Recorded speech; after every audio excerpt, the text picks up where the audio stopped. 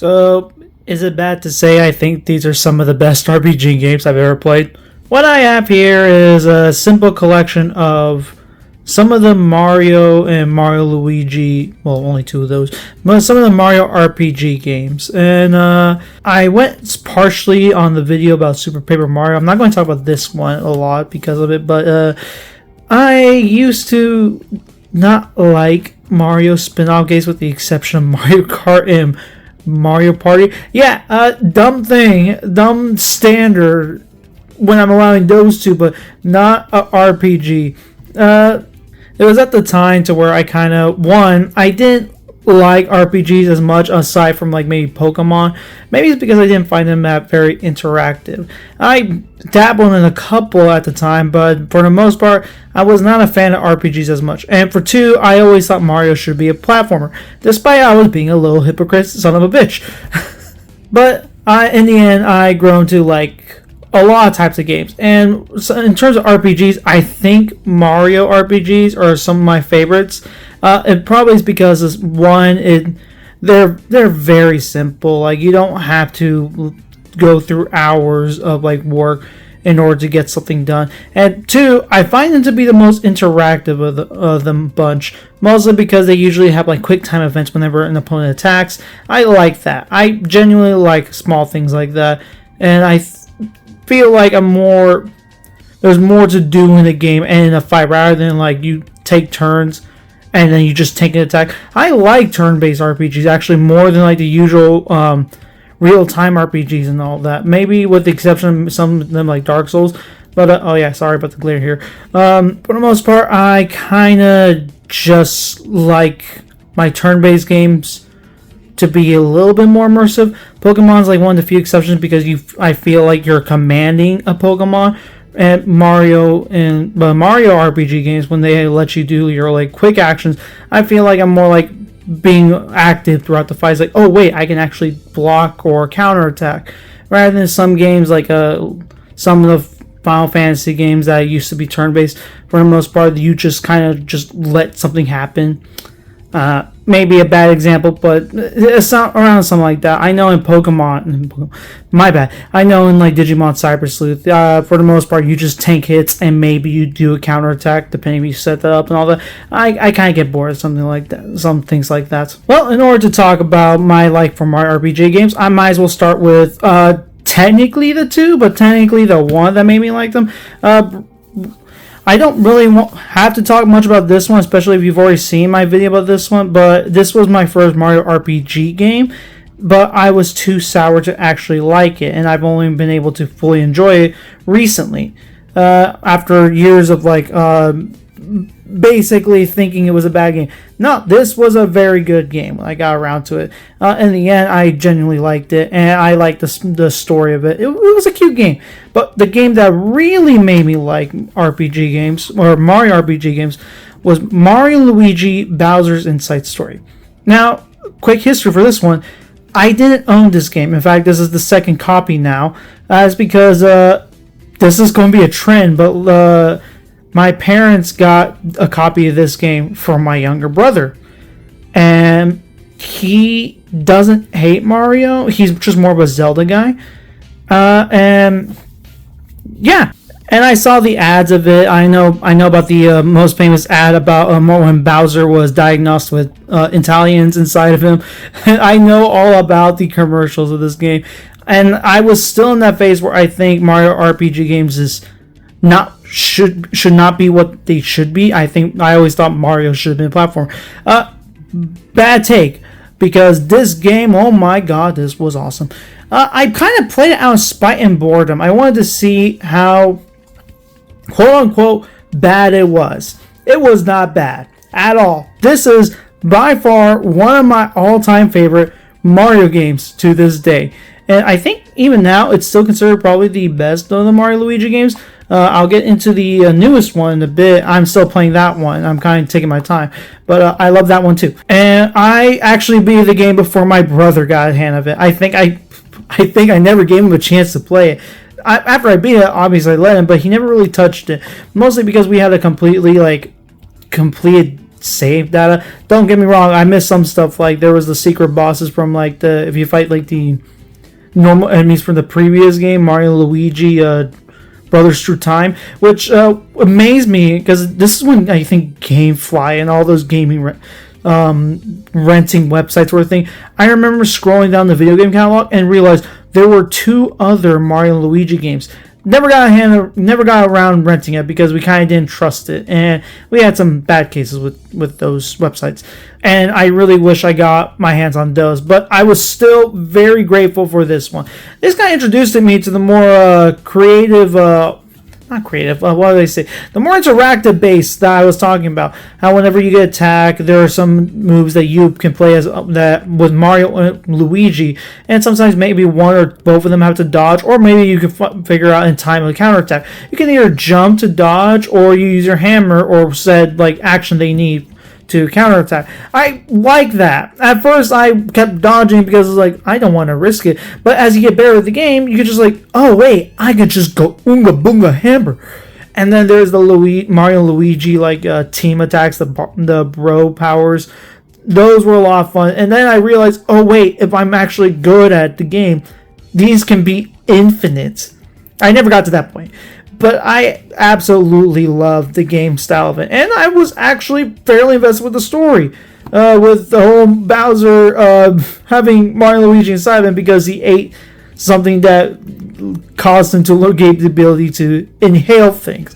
Then there's the whole Dark Star thing with... I didn't know Floppo was a reoccurring villain from the first game. I didn't know there were 2 others. Now I do know that I was like, oh wow, this is a way more special game than I thought it was. But I absolutely love the final boss. There's not much I need to say. It has one of my favorite ending themes of all time.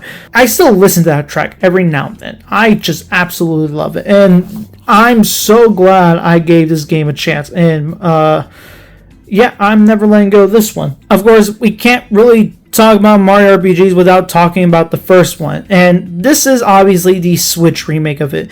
I originally did want to get the Super Nintendo version, and maybe down the line when I get my own Super Nintendo, maybe I will get a copy of the original Super Nintendo version, but I think this is more than suffice, as it's just the same game but with updates, graphics, and all that, and with some other content. I haven't played that other content yet. I know there's like a Final Fantasy boss fight here.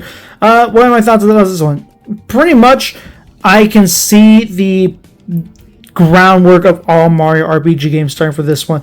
It was a lot of fun when I played it. The story was fine and honestly kind of cute, and I get a chuckle every now and then. I love how Bowser's just a goofball in these RPG games.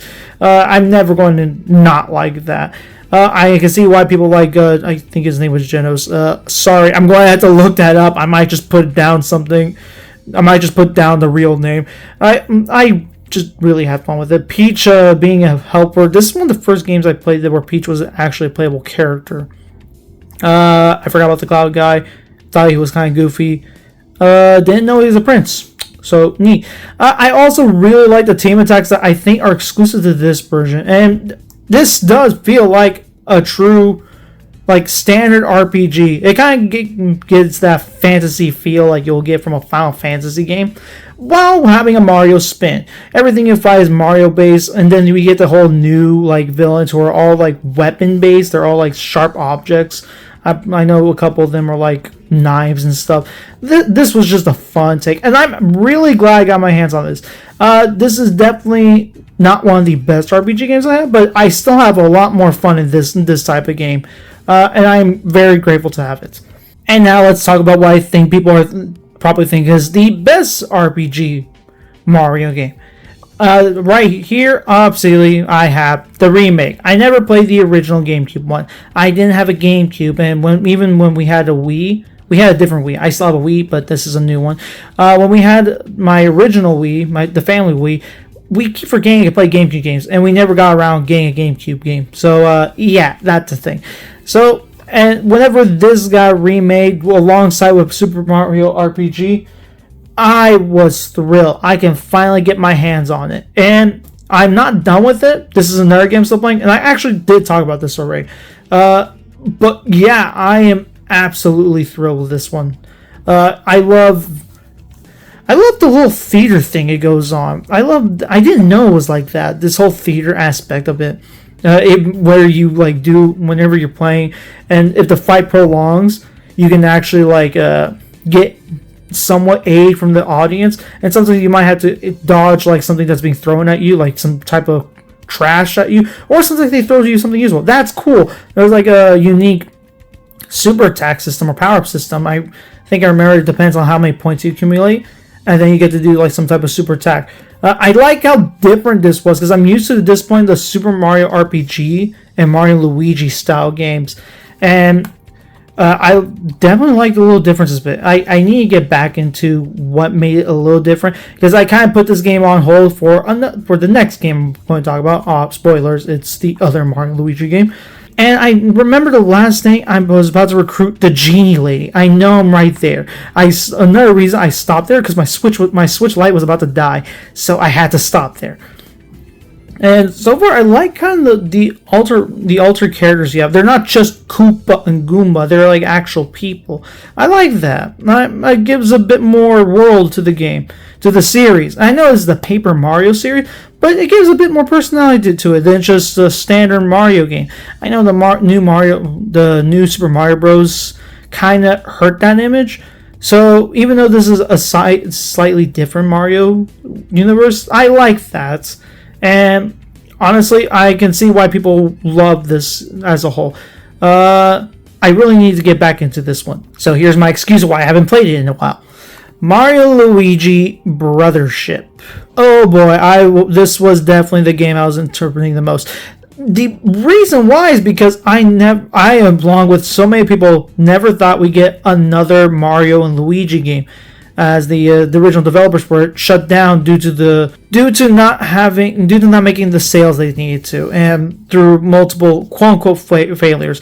Aside from the last game, which was the remake of Bowser's Inside Story, they just didn't hit the sales. Aside from, I think, the remake of Superstar Saga did really well, but they really shouldn't have just remade Bowser's Inside Story.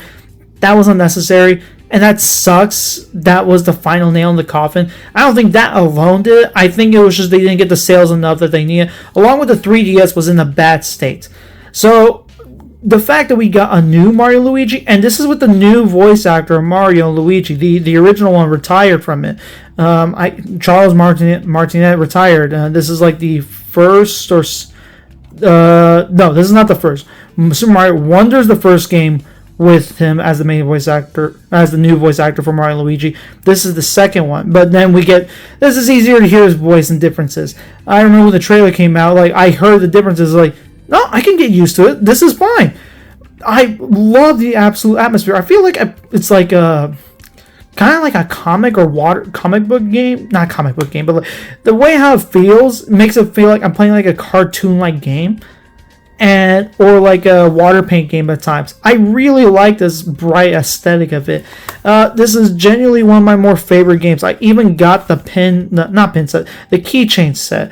I gave it comes with the Mario and the Luigi one. I kept the Mario one. I gave the Luigi one to my younger brother. I don't remember the Mario is on my Switch case. Yeah, so that's what I did with the Mario keychain, and honestly, I don't regret it. I pre-ordered it, and I don't regret this purchase whatsoever. This is by far one of my favorite Mario games currently. Does it beat Bowser's Inside Story?